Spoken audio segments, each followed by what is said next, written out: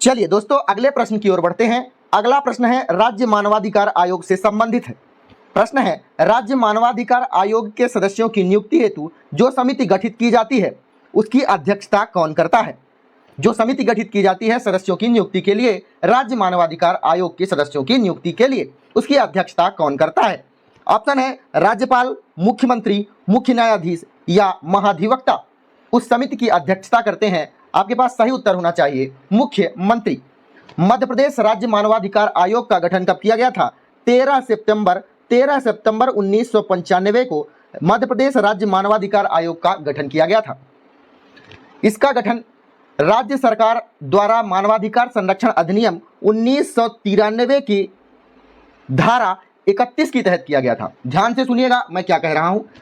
राज्य मानवाधिकार आयोग जो मध्य प्रदेश का है, मध्य प्रदेश राज्य मानवाधिकार आयोग का गठन सरकार द्वारा मानवाधिकार संरक्षण अधिनियम जो कि 1993 में आया था, मानवाधिकार संरक्षण अधिनियम, इसकी धारा 21 के तहत इसका निर्माण किया गया था।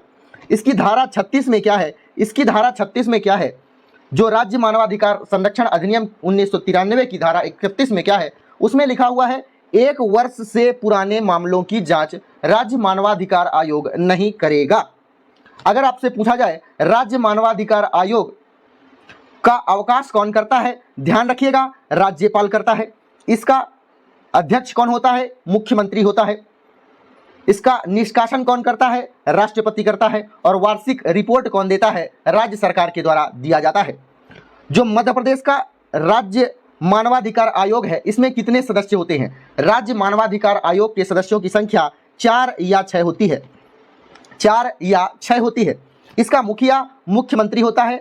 उसमें और कौन कौन होते हैं? क्षेत्रीय अध्यक्ष होता है, गृह मंत्री होता है, विधानसभा में एक व्यक्ति को नामांकित किया जाता है, वह नेता होता है, विधान परिषद का अध्यक्ष होता है और नेता प्रतिपक्ष होता है जो विधान परिषद का होता है। मैं जब डिटेल से आपको बताऊंगा राज्य मानवाधिकार आयोग, तब इसके बारे में और डिटेल से चर्चा की जाएगी। फिलहाल अगले प्रश्न की ओर बढ़ते हैं। अगला प्रश्न है मध्य प्रदेश राज्य पिछड़ा वर्ग आयोग का जो संशोधन अधिनियम आया है 1931 के अंतर्गत कितने अशासकीय सदस्य होते हैं? मध्य प्रदेश राज्य पिछड़ा वर्ग आयोग का जो संशोधन हुआ है 2021 में कितने अशासकीय सदस्यों की नियुक्ति होती है? इसका सही उत्तर होगा 5 अशासकीय सदस्य होते हैं। 5 अशासकीय सदस्य होते हैं, इसका सही उत्तर होगा। 5 गैर सरकारी सदस्य होते हैं, आप कह सकते हैं। वह पांचों के पांचों जो सदस्य होते हैं वह पिछड़े वर्ग से संबंधित मामलों के जानकार होते हैं। मामलों के जानकार होते हैं। किस मामलों के? जो पिछड़े वर्ग से संबंधित मामले होते हैं उसके जानकार होते हैं। 5 जो गैर सरकारी सदस्य होते हैं, इनमें से एक तो अध्यक्ष होता है, एक उपाध्यक्ष होता है। 5 में से कम जो एक अध्यक्ष होता है वह पिछड़ा वर्ग का होना चाहिए और उनमें से 2 व्यक्ति जो सदस्य होंगे वह पिछड़े वर्ग से होने चाहिए। अर्थात 3 व्यक्ति जो होंगे, 3 के 3 व्यक्ति पिछड़े वर्ग से होने चाहिए, पहला अध्यक्ष और कम से कम 2 अन्य सदस्य जो पिछड़े वर्ग के होने चाहिए। अगला प्रश्न क्या है? राष्ट्रीय मानवाधिकार आयोग के संदर्भ में कथनों का विश्लेषण कीजिए। 2 कथन दिए हुए हैं, उसका विश्लेषण करना है। पहला कथन है मानव अधिकार आयोग मानव अधिकार के क्षेत्र में कार्यरत संस्थाओं को प्रोत्साहित करता है। क्या यह कथन सही है या गलत है? क्या है? मानवाधिकार आयोग मानव अधिकार क्षेत्र से जो संबंधित मामले होते हैं उसको प्रोत्साहित करता है या संस्थाओं को प्रोत्साहित करता है। दूसरा कथन है आयोग का काम मानवाधिकार क्षेत्र में अनुसंधान करना भी होता है। क्या यह दोनों के दोनों कथन सही है?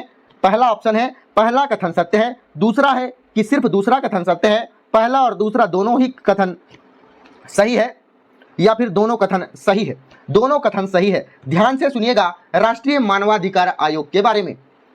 राष्ट्रीय मानवाधिकार आयोग स्वयं भी पहल कर सकता है मानव अधिकार मामले में, या फिर किसी पीड़ित के द्वारा जो शिकायत की जाती है उस पर ध्यान देगा, या कोई पीड़ित है उसका कोई साथी अगर शिकायत कर रहा है उस मामले में भी ध्यान देगा। राष्ट्रीय मानवाधिकार आयोग का यह प्रथम कार्य होता है कि जो भी कार्य मानवाधिकार से संबंधित है उस पर ध्यान देगा।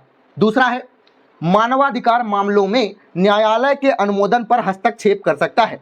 अगर न्यायालय किसी मामले पर कहता है मानवाधिकार आयोग को, तो वह किसी भी मामले पर हस्तक्षेप कर सकता है। ध्यान से सुनिएगा तीसरा उसका कौन सा कार्य होता है? राज्य सरकार को सूचित करके किसी भी जेल, किसी भी जेल में जा सकता है। राज्य सरकार को सूचित करके किसी भी जेल या किसी भी संस्थान का दौरा कर सकता है कि वहां मानव अधिकारों का संरक्षण हो रहा है या तो फिर क्या किया जा रहा है, आप दौरा कर सकते हैं। अगला है मानवाधिकारों के संबंध में अनुसंधान करना और बढ़ावा देना, यह सभी के सभी कार्य इसी के हैं राष्ट्रीय मानवाधिकार आयोग के। अगले प्रश्न की ओर बढ़ते हैं। अगला प्रश्न क्या कहता है? अगला प्रश्न है संघ तथा राज्यों के लिए लोक सेवा आयोग का प्रावधान संविधान के किस अनुच्छेद में लिखा हुआ है? संविधान के किस अनुच्छेद में लिखा हुआ है कि संघ तथा राज्यों के लिए एक लोक सेवा आयोग होना चाहिए? अनुच्छेद 340 में, अनुच्छेद 315 में, अनुच्छेद 328 में या अनुच्छेद 238 में? राज्यों और संघों के लिए एक लोक सेवा आयोग होना चाहिए, यह है अनुच्छेद 315 में। अनुच्छेद 315 में कौन कौन से प्रावधान हैं? पहला प्रावधान है कि संघ के लिए लोक सेवा आयोग होना चाहिए। किसके लिए? संघ के लिए। दूसरा प्रावधान है कि राज्यों के लिए भी एक लोक सेवा आयोग होना चाहिए। तीसरा प्रावधान है अगर दो राज्य चाहें तो संसद के द्वारा कानून बनवाकर एक संयुक्त लोक सेवा आयोग का गठन कर सकते हैं। मान लेते हैं मध्य प्रदेश और छत्तीसगढ़ चाह रहे हैं कि हमारे पास लोक सेवा आयोग नहीं है, हालांकि मध्य प्रदेश में है, लेकिन हम एग्जाम्पल ले रहे हैं। मध्य प्रदेश और छत्तीसगढ़ में मान लेते हैं लोक सेवा आयोग नहीं है, तो संसद के द्वारा यह संसद में अपना एप्लीकेशन लगाकर दोनों के दोनों एक संयुक्त राज्य लोक सेवा आयोग का प्रावधान करा सकते हैं। आपको बात ध्यान रखनी है।